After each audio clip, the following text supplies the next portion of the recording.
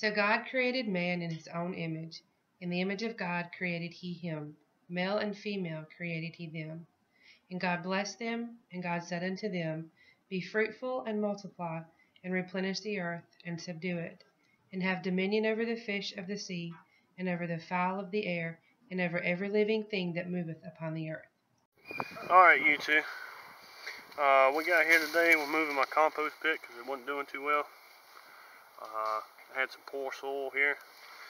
It cleared it out. It was overgrown with stuff. As you can see right here, the dead, decaying soil. That's what that is. And that's what we like. This is sandy soil. Real sandy. So it's airy and it lets good drainage, but it doesn't hold moisture. And this is the clay mixed with sand. This is a little bit better. But we're going to put, you can back up. Wet. We're going to put some leaves on it. This is just leaves I got in the back there. We're going to do this whole area right in here. We're going to fill it up with leaves about 3 or 4 inches high. Then we're going to dig that in with the soil, dirt, and we're going to try to bust the clumps up and get all the roots and all that stuff out of there so it won't take our nutrients. Then we're going to go get our compost, layer it on top, and dig it in as well too. And then we're going to go get some more leaves and probably some pine straw to throw in here. So we'll get some more leaves. And alright, we're back. We added our leaves in there and tilled it up.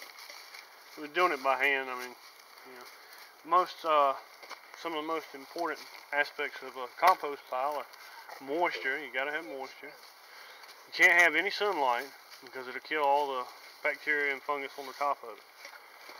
And you need air.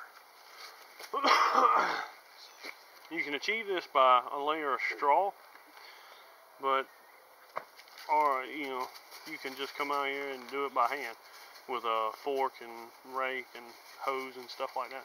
And then you want to water it down. Each layer you add, just water it down just a little bit, you know, keep it moist.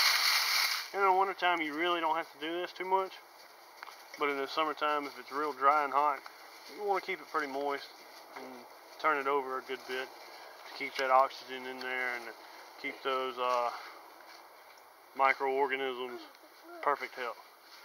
Alright, give us a few minutes and we'll put our already pile. Look at all that yummy goodness. Just going to show you real quick before I dumped all this in there. Is a wheelbarrow load full of food.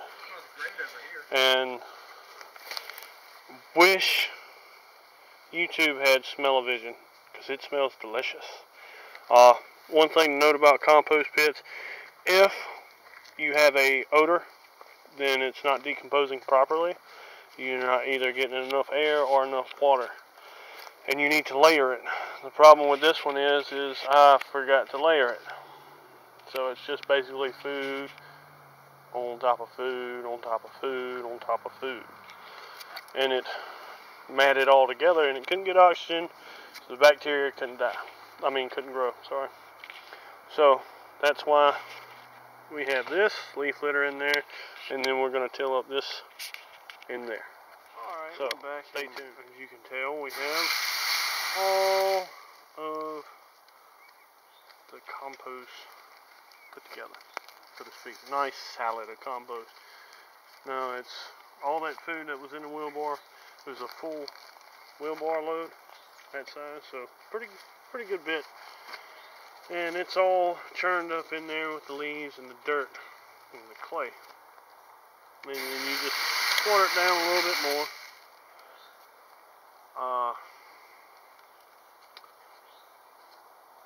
This is kind of how a compost pit should be done properly. Now, things you can put in compost, things I put in my compost, everything but meat products. That includes dairy products. But anything else, like cantaloupe or apples grapefruit, eggshells, banana peels. Coffee grounds, filters. Coffee grounds and filters are good too. Biscuits. Just try not to put any meat or dairy products in it because it does slow down decomposition. You can also put grass clippings in there, leaves, pine straw, pine needles, pretty much any organic matter. Now if you do put roots in it, turn them upside down and let the sun hit them for a while to kill them. And just turn it over. If you see something growing in there that you don't want, take your fork and fork it over. You can do it real easy with one of these. It's just a fork. Find them at yard sales. Ace Hardware or anything. I actually paid $5 for that one. I got it at a yard sale. Also, check your local penny pincher or penny saver. It's classified that gives ads for anything to sell. Look for, here in Georgia we have the Farmers Market Bulletin, and it's basically an agricultural magazine newspaper that comes out twice a month, and it has ads for anything related to agriculture. Those are good to check too for plants, seeds, for beef, livestock, or just farm equipment like shovels, all the way up to massive tractors. So you can find pretty much anything in there. We're going to go get some pine straw and leaves. Alrighty. Well, ain't done.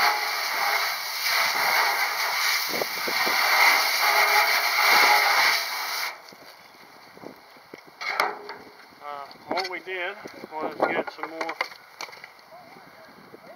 pine leaves and pine straw.